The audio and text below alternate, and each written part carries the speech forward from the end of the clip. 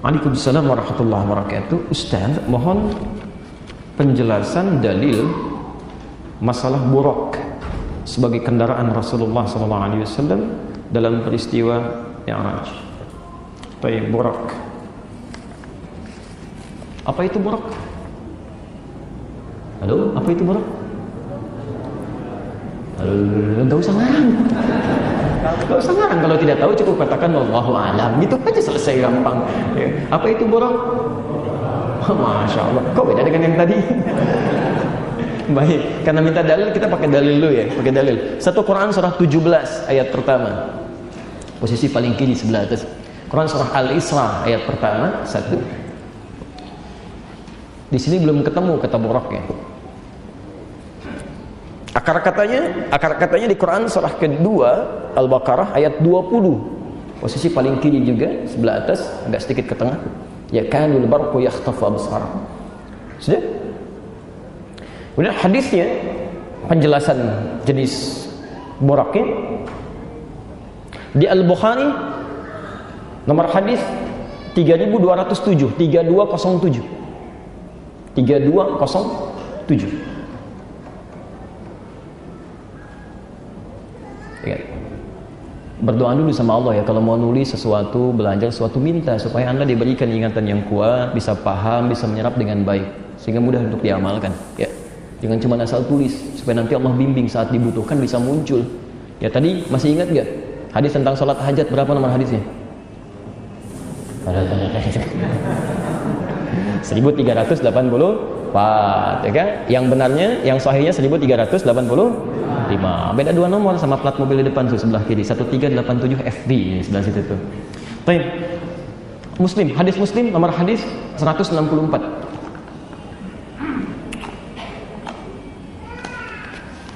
Sudah? Bismillah, kita jawab sekarang dengan dalilnya. Pertama kita ambil Al-Quran dulu tentang peristiwa buraq, yang mesti ada peristiwa dulu. Kalau nggak ada peristiwa, bagaimana bisa muncul buraq, gitu kan? Baik. Quran surah ke-17 Al-Isra ayat pertama. Bismillahirrahmanirrahim. Subhanalladzi asra bi'abdihi layla. Awas poinnya, layla minal masjidil haram ilal masjidil aqsa alladzi barakna hawlahu linuriyahu min ayatina innahu huwas sami'ul basir. Baik. Subhan. Fokus pada kalimat ini, subhan.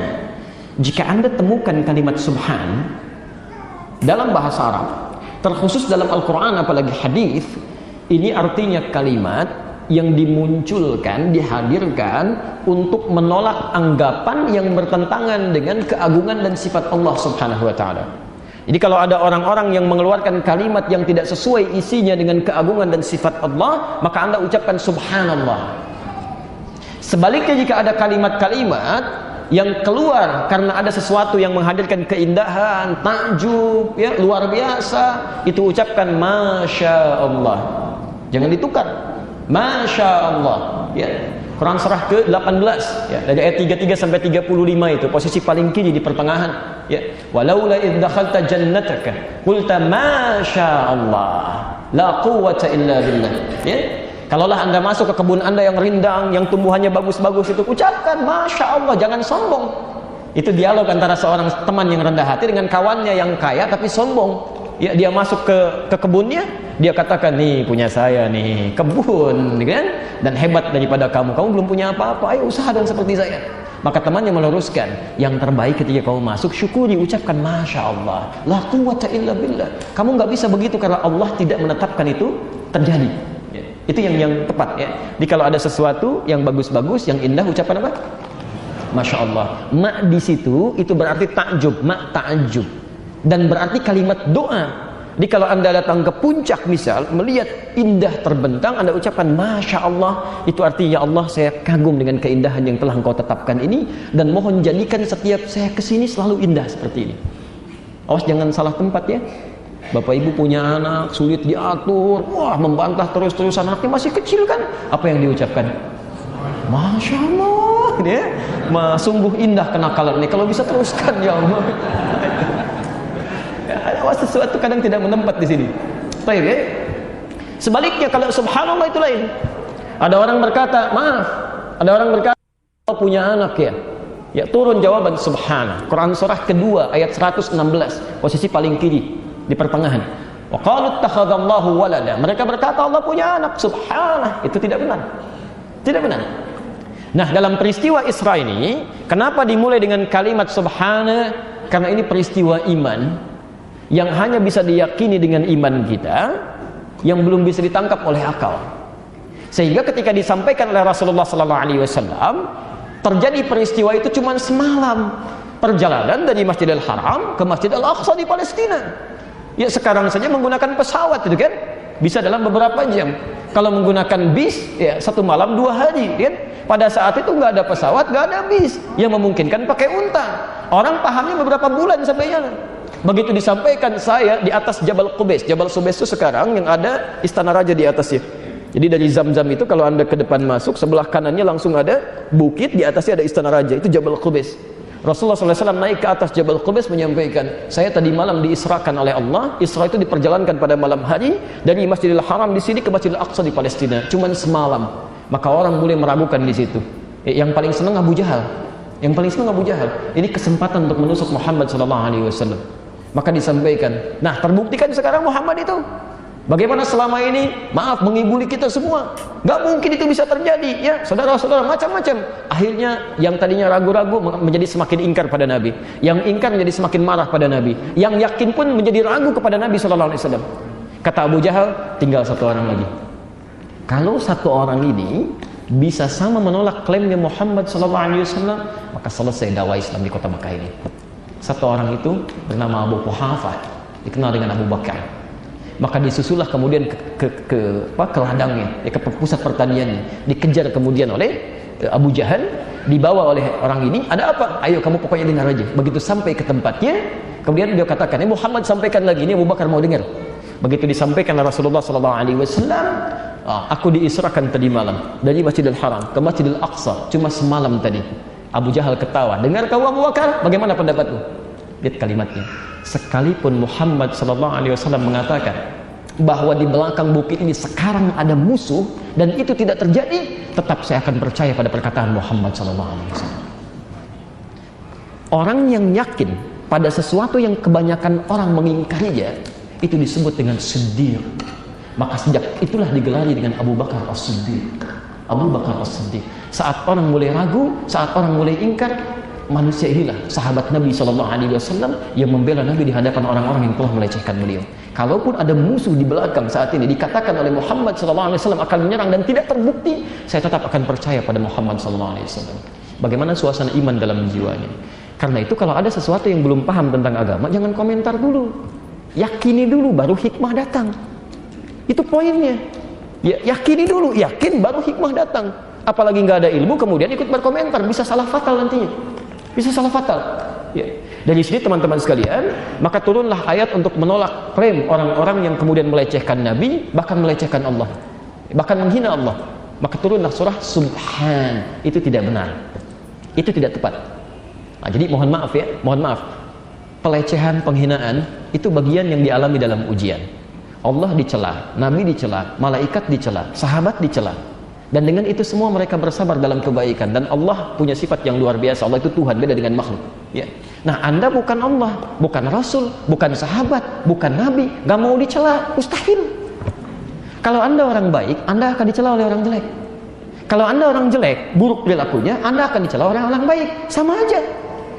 Anda lewat mau ke sini, ya, Masya Allah, ada orang mabuk, Anda persoalkan, Allahu Akbar, masih mabuk juga, mudah-mudahan dapat hidayah. Dia juga sama, soleh amat, si amat aja nggak soleh, lewat. Walau nama Anda Doni misalnya, bisa terjadi. Itu sama aja. Jadi biasa aja kalau ada orang cela, doakan dia, sudah, nggak usah balas dicela. Kecuali kalau cela aja terkait dengan Allah, dengan kitabnya, dengan hukumnya dan sebagainya, baru dikeluarkan tindakan-tindakan yang sesuai dengan konteks hukum yang berlaku. Nah, teman-teman sekalian, apa kaitan dengan borok di sini? Bagaimana bisa ke Masjidil Aqsa dalam semalam? Dengan suasana yang tidak ada kendaraan, yang dalam pandangan manusia bisa mencapai itu semalam. Maka yang seperti ini bisa diartikan bahwa perjalanannya sangat kilat. Dalam bahasa Arab sesuatu yang berlangsung kilat, itu ada kilat kan cepat, satu kilatan, satu kibatan, itu disebut dengan barqun namanya, kilatan. Yaitu dalam bahasa Quran, kilat yang sekelebat itu, ya, ada cahaya sedikit itu disebut dengan barqun. Quran surah kedua Al-Baqarah ayat 20, posisi paling kiri di pertengahan, agak ke atas sedikit. Yakadul barqu yakhtafu absarahum. Hampir-hampir kilat itu menyambar penglihatan mereka. Saking terangnya, cepat. Ya. Kalau kilat itu lambat atau cepat? Cepat. Nggak ada kilat slow motion. Balik lagi gitu. Nggak mungkin, pasti kilat. Karena itu kalimatnya kilat. Ya, kilat. Kalau menjadi berita jadi kilas, sekilas info. Ya, kalau peristiwa kilat, cepat. Tapi sesuatu yang kilat itu barakun, cepat. Nah, kalau itu kemudian menjadi tunggangan yang dipraktekkan untuk mencapai satu tujuan tertentu dengan kilat cepat, maka berubah kalimatnya dari barakun menjadi barakun. Gak pakai burak burakun. Ya. Saya mau Anda paham dulu dari sisi bahasanya bagaimana, itu kan turunannya seperti apa, baru dan itu bersumber pada dalil.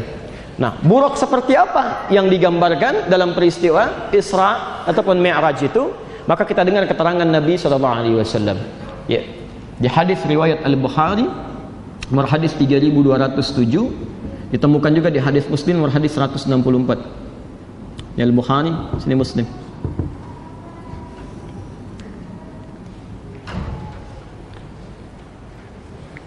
Nabi SAW menyampaikan, "Uritu bidabbatin." Saya diperlihatkan dan dipersiapkan satu hewan tunggangan. Satu hewan tunggangan. Madunal bighal, yang bukan bighal. Bighal itu campuran antara kuda dengan keledai. Ya, peranakan kuda dengan keledai. Jadi menghasilkan satu hewan yang cukup tangguh, tapi tidak terlalu perawakannya seperti kuda, tidak juga rendah seperti keledai. Ya. Madunal bighal, ya, bukan bighal, kuda paling hebat ya pada masanya. Wa fauqal himar, ya, dan yang lebih besar dibandingkan dengan keledai. Jadi tidak setinggi bighal, tidak juga serendah keledai. Disebut oleh Nabi SAW al-buraq, disebut dengan buraq. Bagaimana taunya buraq ini kalau beraktivitas? Dijelaskan di hadis Muslim nomor hadis 164. Maka dia bergerak sekelebat pandangannya. Jadi begitu melihat sampai situ. Ya, misal dari sini melihat pintu gerbang, ya begitu melihat sampai di pintu gerbang. Melihat lagi sampai ke galaksi misalnya kan, sampai ke gapura galaksi, sampai sana. Jadi disebut borak karena kilatannya akan sampai pada tujuan hanya sebatas penglihatan saja. Jadi begitu sampai, begitu lihat, sampai. Ya, itu yang disebut kan borak. Dan itu perkara keimanan. Ya. Oh, masa sih? Nggak usah pakai masa. Kalau iman itu yakin dulu, baru hikmah datang. Ya, nanti melihatnya di akhirat akan ditampakkan pada kita insya Allah. Ya, silakan mau naik buruk, mau naik macam-macam. Yang penting masuk surga dulu lah. Itu dulu ya. Itu dulu.